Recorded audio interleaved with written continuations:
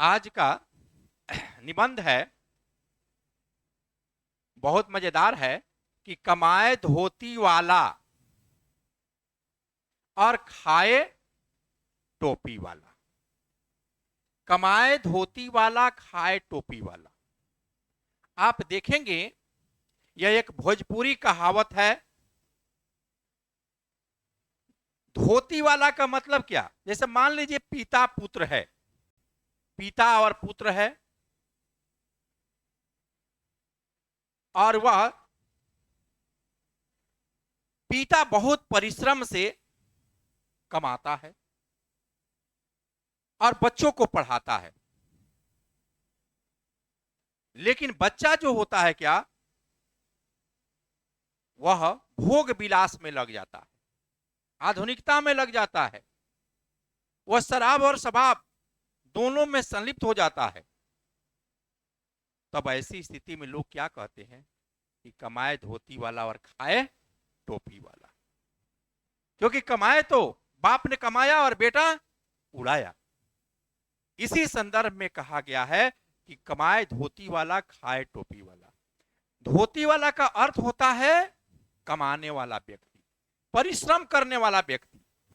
और खाए टोपी वाला का मतलब होता है, टोपी वाला का अर्थ होता है भोग विलास करने वाला व्यक्ति, दूसरे के कमीनी पर भोग विलास करने वाला व्यक्ति। अर्थात इसका शाब्दिक अर्थ होता है परिश्रम कोई करे और भोग विलास कोई और करे।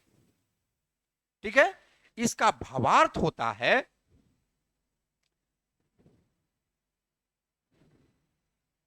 देखेंगे, इसका भावार्थ होता है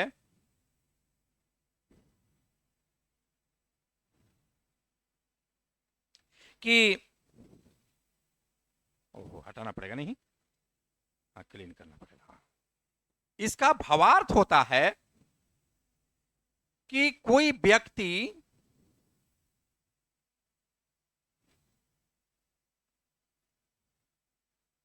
मेहनत करता है,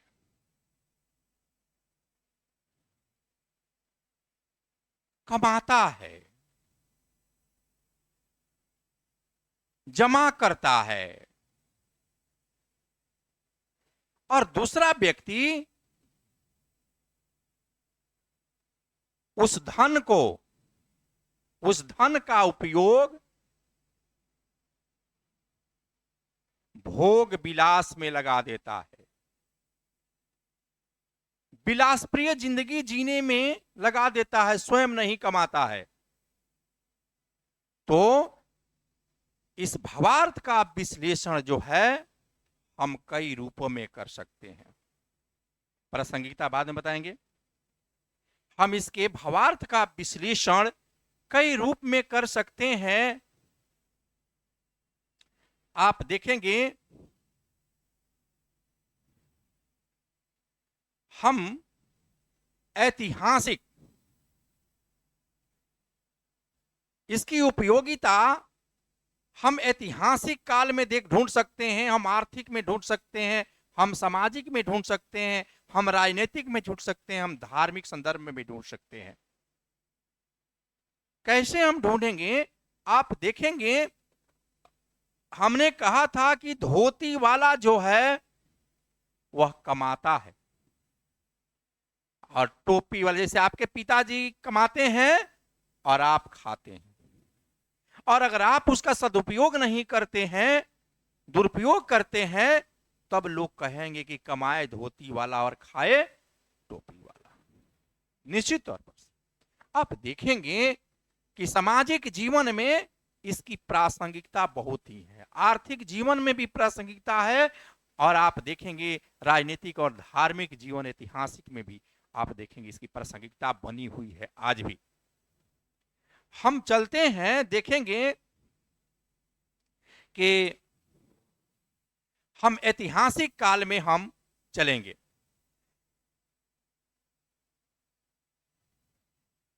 कि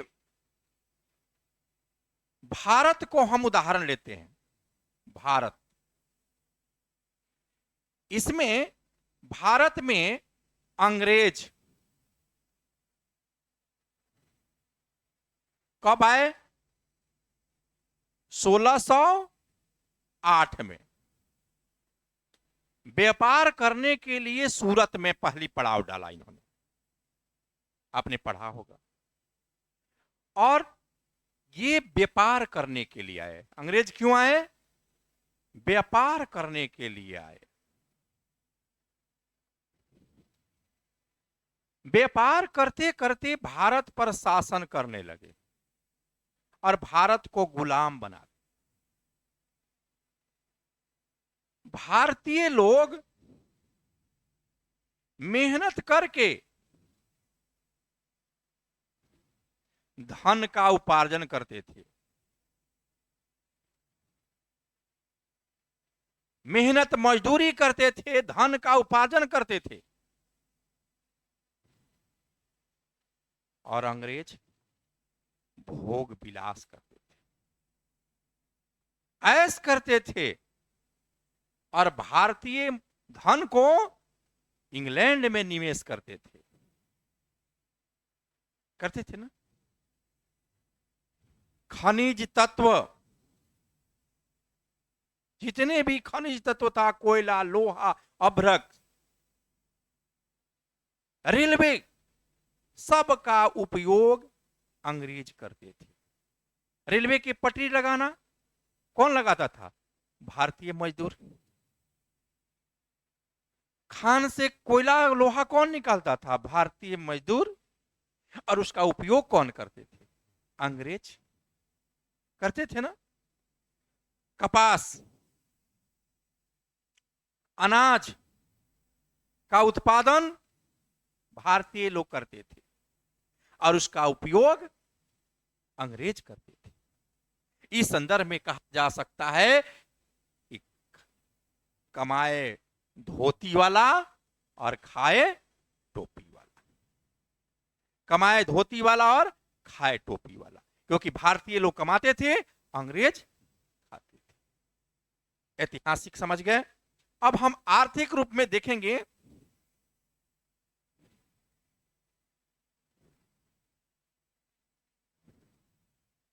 हम आर्थिक रूप में देखेंगे। नीचे कौन फोटो लगाए हैं?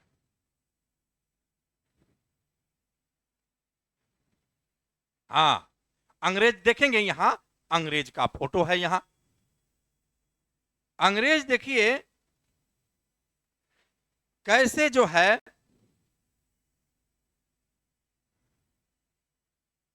ये शासन करता है। देखिए कैसे टाई एकदम हैट कैट पहन के खड़ा है। और मजदूर देखेंगे ये कमाते हैं और इसके पैर पर भी गिरे हुए हैं। यानी ये भारतीय कमाते थे, अंग्रेज खाते थे, भोग विलास की वस्तुओं का उपयोग करते थे। यानी कमाए धोती वाला और खाए टोपी वाला। ये अंग्रेज के संबंध में हो गया। सब अलग अलग कर दिए हैं क्या? हमको लगता है एक बार देख लेते हैं। हाँ चलिए, ये हो गया। चलिए तब ठीक ही है, अलग अलग कर दिए तो अलग अलग पढ़ाते हैं। हम राजनीतिक क्षेत्र में चलेंगे। राजनीतिक, थोड़ा सा इनको बता देंगे तो और बढ़िया कर देंगे। राजनीतिक क्षेत्र में आप देखेंगे सब क्लीन हो जाएगा। नहीं मिटाएंगे तो अच्छा, चलिए चलने दीजिए। राजनीतिक क्षेत्र में एक नेता होते हैं और जनता होती है। नेता क्या करते हैं? समाज की सेवा करने के लिए आते हैं। नेता का कार्य है समाज का सेवा करना, समाज के कल्याण का काम करना, जनता के जीवन स्तर में सुधार लाना। सुधार लाना, जनता की समस्याओं का समाधान करना। नेता आता है, देखिए यहां भाषण देता है, जनता लाखों की संख्या में जुट जाती है। मेरी सरकार बनेगी तो हम करेंगे, मेरा जो है अगर हम जीतेंगे तो ये काम करेंगे, आपके जीवन स्तर को बेहतर बनाएंगे, रोड बनाएंगे, बिजली, सड़क, पानी की व्यवस्था कर देंगे। कहकर चली जाती। लेकिन जनता क्या करती है, आप देखेंगे, मेहनत करके टैक्स देती है ना जी। टैक्स देती है जनता, सभी लोग, आप लोग भी टैक्स देते हैं, बिस्कुट खाते हैं ना जी, अनाज खाते हैं ना, उस पर टैक्स लगता है ना, जीएसटी। एक कह दे कि गरीब जनता टैक्स नहीं देती है, ये सब गलत है, झूठ बोलता है नेता। सबसे ज्यादा गरीब जनता ही टैक्स देती है, अमीर कम देता है। 64% टैक्स जो है गरीब जनता देती है, मिडिल फैमिली, क्योंकि हर चीज पर जीएसटी लगा हुआ है, आप देते हैं। और नेता क्या करता है, अपने वादे को भूल जाता है कि हमने भाषण में क्या किया बोला है, और वहां जा करके फ्री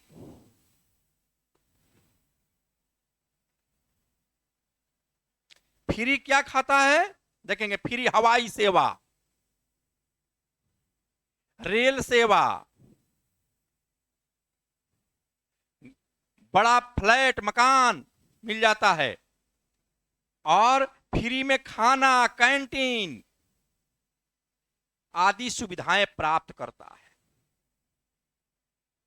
टैक्स किसका, जनता का। खाए कौन, नेता। यानी कमाए धोती वाला और खाए नेताजी टोपी वाला। सटीक बैठता है? बैठ रहा है ना। सब नेता का, किसी का नाम नहीं लिखना है, सभी नेता का। ये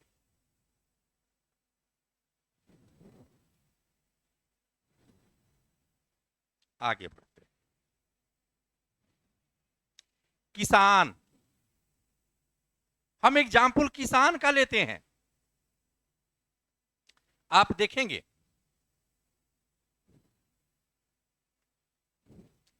किसान एक साहूकार है।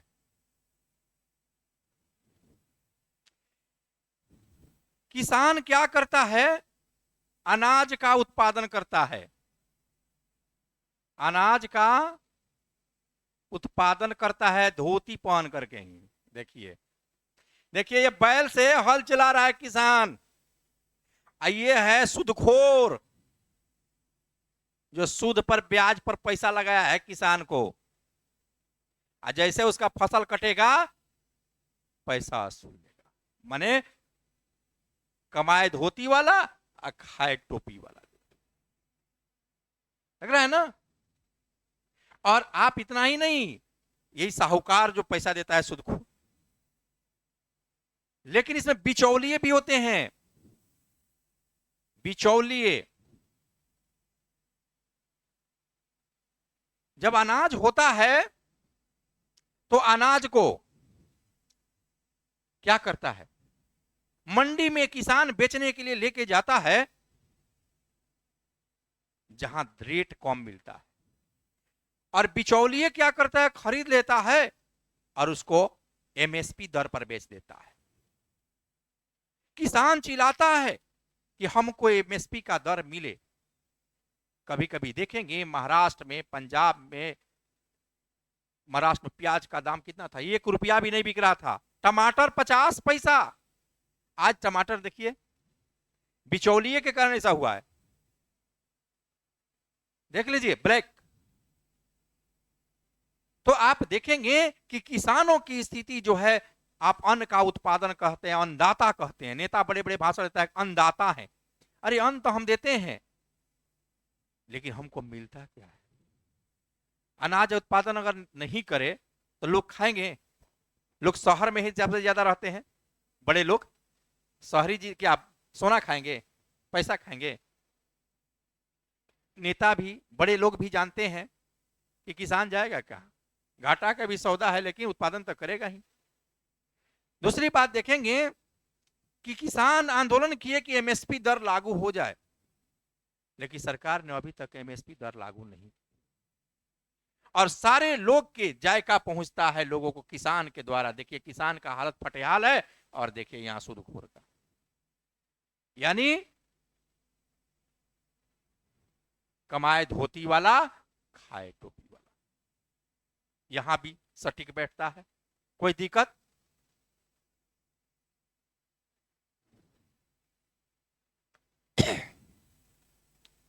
श्रमिक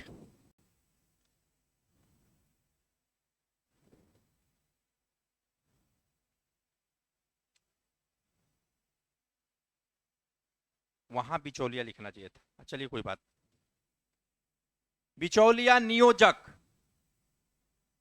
नियोजक भी होता है, ये बिचौलिया अलग है, नियोजक जो कंपनी मालिक होता है। श्रमिक क्या करते हैं? काम करते हैं, मेहनत करते हैं, उनको मजदूरी चाहिए। बस का कार का निर्माण कौन करता है? मजदूर। बाइक का निर्माण कौन करता है? बिल्डिंग कौन बनाता है? मजदूर। बनाकर चला जाता है बड़े बड़े कार बढ़िया सुंदर, लेकिन क्या वो बैठता है उसमें? श्रमिक चलाता है? इसी का सुख ले पाता है? नहीं ले पाता है। बाइक मिलता है उसको? नहीं मिलता। बिल्डिंग, बिल्डिंग बड़े बड़े अपार्टमेंट बन जाते हैं, कौन बनाता है? मिस्त्री। श्रमिक मिल करके टोकरी धो करके बनाते हैं, और महल में वो रहता है? नहीं रहता है ना। तो कमाए धोती वाला और खाए टोपी वाला, देख रहे हैं ना। यहां भी यह सटीक बैठता है कि श्रमिक मेहनत करते हैं। एग्जाम्पल हम ले सकते हैं भागलपुर का। भागलपुर में आप देखेंगे बुनकर होते हैं, बुनकर सिल्क, बढ़िया बढ़िया सिल्क बना करके बेचते हैं। श्रमिक का वही मजदूरी। आज भारत में 94% जो है ऐसे श्रमिक हैं जिनकी मासिक मजदूरी 10,000 से कम है, 94%। अब आप बताइए, इनका जीवन स्तर बेहतर नहीं होता है, लेकिन वहीं पर जो बनवाता है, नियोजक है, उसका जीवन स्तर बेहतर हो जाता है। वह डिस्ट्रीब्यूट नहीं करता है, समाजवादी व्यवस्था को लागू करना नहीं चाहता है। जिसकी कंपनी है वो मालोमाल हो जाता है, श्रमिक जैसे थे वैसे ही रह जाते। तो देखेंगे कि कमाए धोती वाला, खाए टोपी वाला। बेचारा मेहनत कर करके सारा उत्पादन करता है।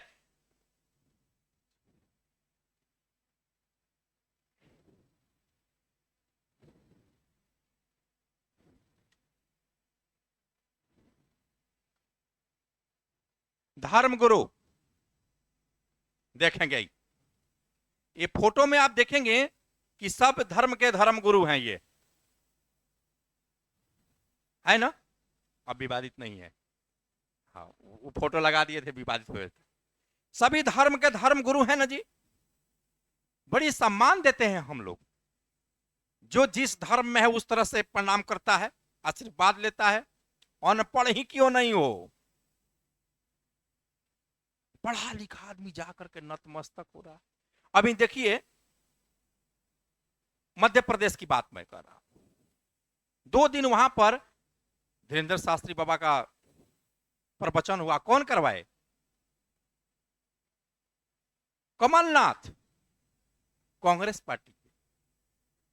पहले कांग्रेस पार्टी सॉफ्ट हिंदुत्व का अपना रही थी, अभी बीच में अभी आक्रामक हो गई है एकदम। हिंदुत्व चाहती है कि नहीं, इसके बिना हम नहीं जीत सकते हैं, पूरी आक्रामकता आ गई है। और वो देखेंगे कि हनुमान जी का सबसे बड़ा मूर्ति लगा रही है मध्य प्रदेश में, बीजेपी के हिंदुत्व को छीन रही है। इसीलिए देखेंगे वहां पर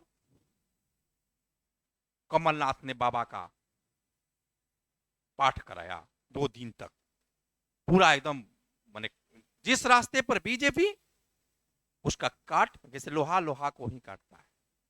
क्योंकि अगर हम हिंदुत्व की बात नहीं करेंगे तो फिर हिंदू मुस्लिम वहां घाटा हो जाएगा कांग्रेस को। जैसे कर्नाटक में क्या हुआ, हिंदुत्व कार्ड नहीं चला, ये लोग भी बजरंगबली का बात करने लगे सब लोग। नतीजा क्या निकला देख ही रहे हैं, आपके सामने है। तो आप देखेंगे कि ये धर्म गुरु होते हैं, धर्म धार्मिक मंदिर होता है, धार्मिक मस्जिद होता है, गिरजाघर होते हैं, गुरुद्वारा का।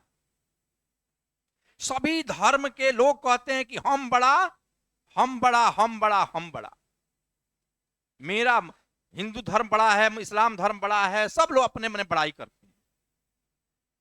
भगवान खतरे में है, इस्लाम खतरे में है, हिंदू खतरे में है। अरे भाई कोई खतरा में नहीं है, खतरा में तुम हो। जो कहने वाला है वो खतरा में है, हम काहे के लिए खतरा में है? कोई कोई किसी को मार देगा जी आज लोकतंत्र में? उजाड़ दीजिएगा किसी को, कहां जाएगा वो? देख रहे हैं ना क्या हाल है। अब देखिए उजाड़ने में आप बर्मा का क्या हाल है, म्यांमार का जातीय संघर्ष कितना खराब है वहां, है ना। रोहिंग्या का क्या स्थिति है, बौद्ध धर्म। देखिए एक बात ध्यान रखेंगे, जिस धर्म का, जाति का अधिक संख्या में जहां भी हो, दूसरे धर्म और जाति का शोषण होता है। सदियों से होते आ रहा है, आने वाले समय में भी होगा। जैसे बौद्ध धर्म के अधिक लोग बर्मा में हैं, देखिए बाकी धर्म का देखिए। आप पाकिस्तान में इस्लाम धर्म अधिक है के लोग हैं, तो हिंदू धर्म के लोगों को कोई स्थिति नहीं है, वहां पर कोई स्थिति अच्छी नहीं है। भारत में हिंदू धर्म ऊपर में है। नहीं नहीं, आप जाएंगे, कल मुद्दा उठा था, पूरे थाना देखिएगा, पूरे भारत के थाना में शंकर भगवान का मूर्ति है, गणेश जी का है, मैं जिसका जिसका हो। क्या इस्लाम की मस्जिद है वहां? नहीं, नहीं है। क्योंकि जिस धर्म के लोग अधिक होंगे वहां उसी का सब कुछ होगा। जिस जाति के लोग अधिक होंगे उसी जाति का वर्चस्व रहेगा। देख लीजिए, जिस जाति में राजपूतों की संख्या अधिक है, दूसरे जाति वाले को कोई इज्जत है? जहां यादवों का संख्या ज्यादा है वहां पर देखिए दूसरे जाति का इज्जत है। छोटी जातियां पीसी जाती है, जिसकी संख्या 10-5 घर की होती है, 4 घर की होती है। 4-5 जातियां को छोड़ दीजिए, बाकी की देखेंगे उसी के अंदर रहना पड़ता है। मैं सच्चाई बात बयां कर रहा हूं। राजपूतों के गांव में, जादवों के गांव में आप जाएंगे, ब्राह्मणों के गांव में जाएंगे, भूमिहारों के गांव में जाएंगे, यही अगर वहां कोई रहता है तो उसी के अंदर रहकर बनकर रहना पड़ता है, उसी के अंदर रहकर बनना पड़ता है, क्योंकि शुरू से ही वो वर्चस्ववादी है और उसकी संख्या अधिक है। उसी तरह धर्म में आप जाइएगा, इंग्लैंड में ईसाई धर्म छोड़ करके दूसरा धर्म है जी, अमेरिका में। तो ये जहां जिस चीज का रहता है वहां पर रहता है। तो देखिए अब यहां हम चलते हैं कि मंदिर मस्जिद में ये पूजा करते हैं, हम लोग क्या करते हैं, चढ़ावा देते हैं। हम समझते हैं कि चढ़ावा 10 रुपया दिया, आजकल 10 रुपया से कोई कम नहीं देता होगा, 100 रुपया देता है 10 रुपया से कम कोई नहीं। लेकिन लाइन में कितने लोग लगे हैं? 1 लाख, मल्टीपल कर लीजिए।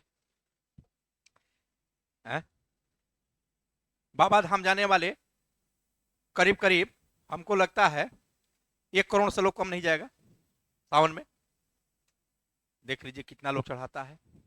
और ये जो है इस्लाम धर्म में मक्का जाने वाले कितने करोड़ों लोग, लाखों लोग होंगे, वहां धर्म गुरु को देते होंगे, पैसा दान करते होंगे। सभी लोग दान करते हैं अपने अपने धर्म के अनुसार। आप देखेंगे कि पादरी है, वहां भी लोग दान करते हैं। यहाँ दान देना बड़ा, ये लोग, यही लोग प्रवचन देता है कि दान देना चाहिए। और इसका ये लोग क्या करते हैं कि चढ़ावा लेते हैं, यानी धोती वाला कमाया, टोपी वाला पूरा मौज मस्ती भोग विलास करता है जी। ये लोग बाबा लोग, किसी भी धर्म का बाबा, वो आपको छोड़ेगा जान, जान नहीं छोड़ेगा आप लोग को, उन्मादी फैलाएगा ही, वो बोलेगा ही। एगो हिंदू राष्ट्र कहेगा, एगो इस्लाम राष्ट्र कहेगा, एगो ईसाई धर्म वाला कहेगा, सब तो अपना अपना कहेगा, क्योंकि सत्ता पर काबिज होता है। सारा संघर्ष सत्ता की है और पैसा की। यही संघर्ष है, इस संघर्ष में जो आगे निकले आज से नहीं सदियों से आ रहा। तो देखेंगे कि कमाए धोती वाला खाए टोपी वाला, सब बाबा लोग खा रहा है बैठ के आराम से।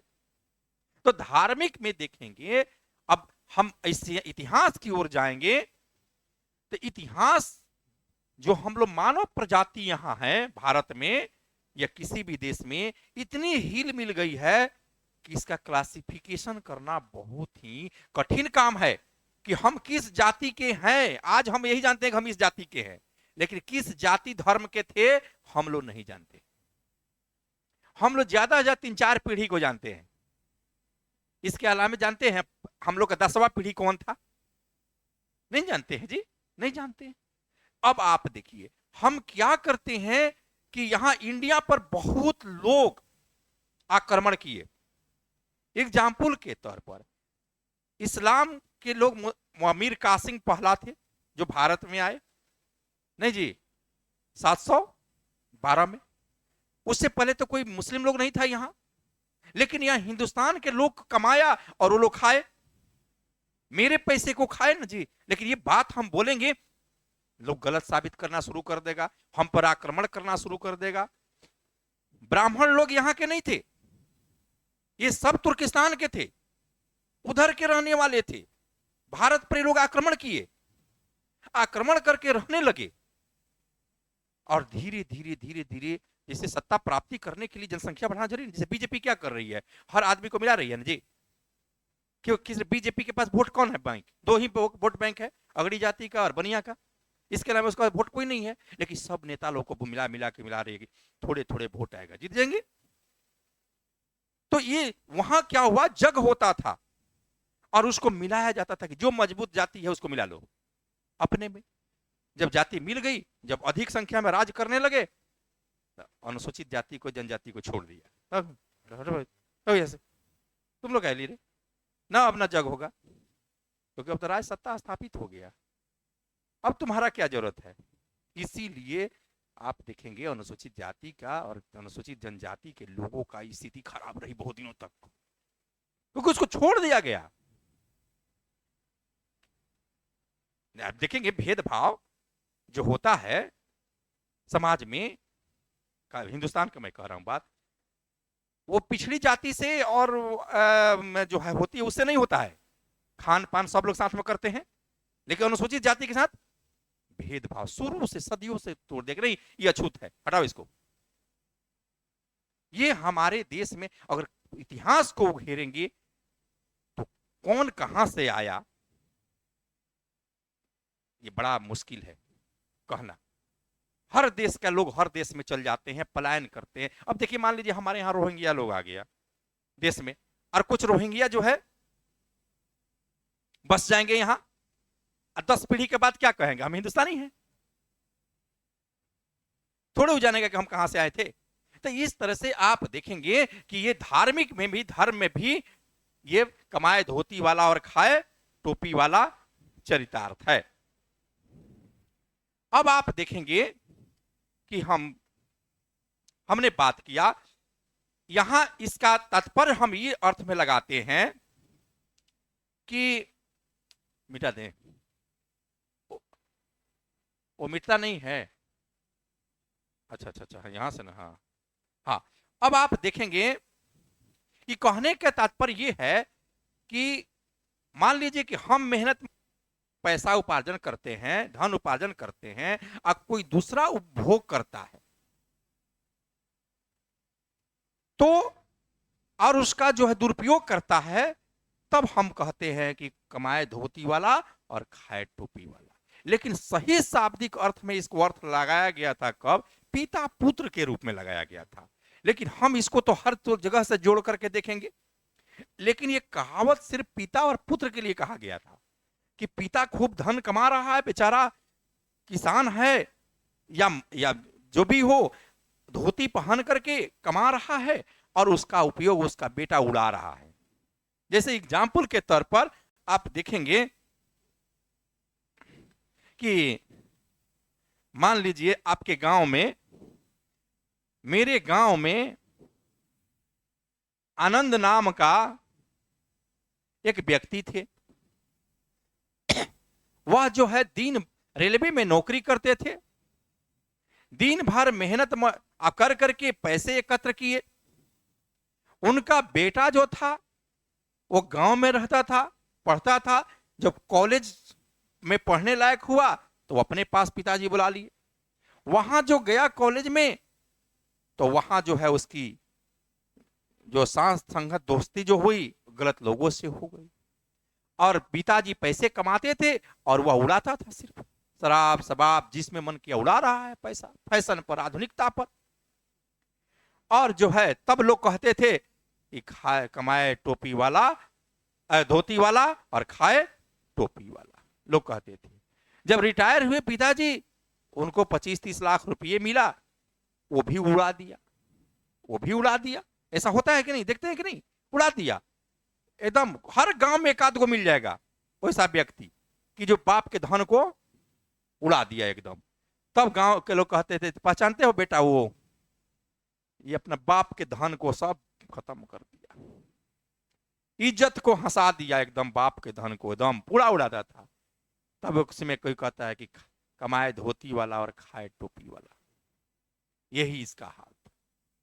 कोई दिक्कत इसको लिखने में हो गया? अब इसको हम लिखा देते हैं, लिखिए।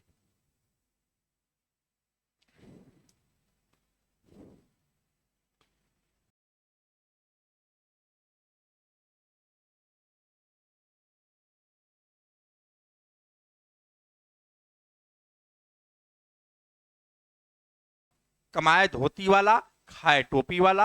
अब ये समाप्त हो गया। अब जो है आप इसको हम लिखाएंगे, ठीक है। थैंक यू, धन्यवाद।